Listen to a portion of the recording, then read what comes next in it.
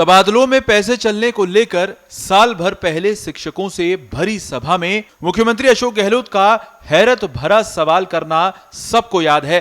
देर से ही सही, सीएम ने इस बात को स्वीकार कर ही लिया है कि सरकारी महकमों में तबादलों के लिए दलाल सक्रिय हैं।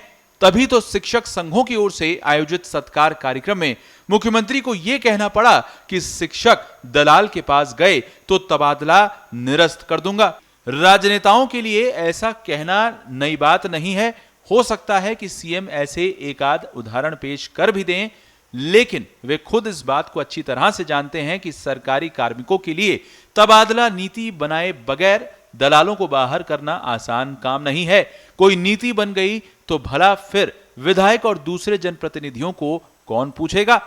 तभी तो प्रदेश कांग्रेस अध्यक्ष गोविंद सिंह डोटासरा तक इसी कार्यक्रम में शिक्षा मंत्री बीडी कल्ला को इंगित करते हुए कहते हैं कि तबादले नहीं खोले तो शिक्षक हमारे ही कपड़े फाड़ेंगे। पिछले सालों में सत्ता में चाहे कांग्रेस रही हो या भारतीय जनता पार्टी, तबादलों को लेकर दलालों के सक्रिय होने की खबरें गाहे बगाहे सामने आती ही रही हैं।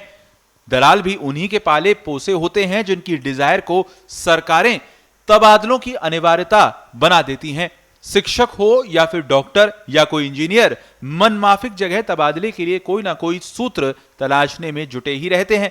सरकारें भी तबादले खोलने और इन पर रोक लगाने का काम जब करती हैं तो इन सूत्रों के लिए उत्सव बनकर आता है। सीएम भले ही ये कहते हैं कि तबादलों के लिए जयपुर में भीड़ ना करें, पर हकीकत यह है कि तबादलों के दौर में सर्वाधिक भीड़ भी मंत्रियों के बंगलों पर ही नजर आती है।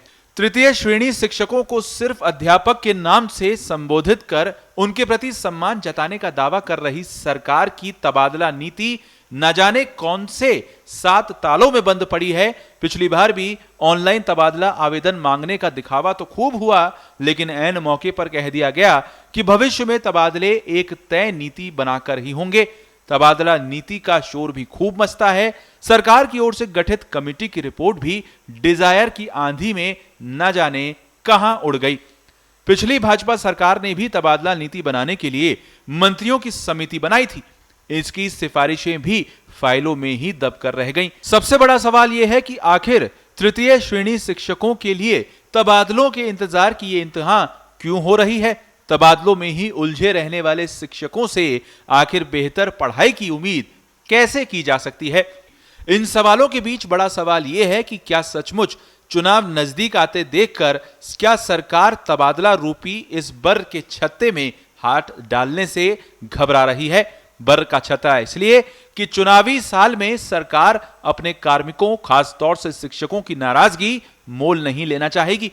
भ्रष्टाचार को लेकर जीरो टॉलरेंस की बातें करने वाली सरकार यदि सचमुच तबादलों में दलाल संस्कृति को खत्म करना चाहती है तो तबादलों को राजनीति से दूर रखना होगा। तबादलों के नियम कायदे बन जाएंगे तो यह राजनीति खुद ब खुद ही खत्म हो जाएगी। लेकिन तबादलों को चुनावी फंड समझने वाले जनप्रतिनिधि ऐसे किसी नीति को धरातल पर आने देंगे, इसकी उम्मीद कम ही है। बहरहाल सरकारी कार्मिक भी जिस तरह से विचारधारा आधारित संगठन बना रहे हैं, उसमें तो कार्मिकों और अफसरों पर सियासी बदले की तलवार हर वक्त लटकी रहना तय है।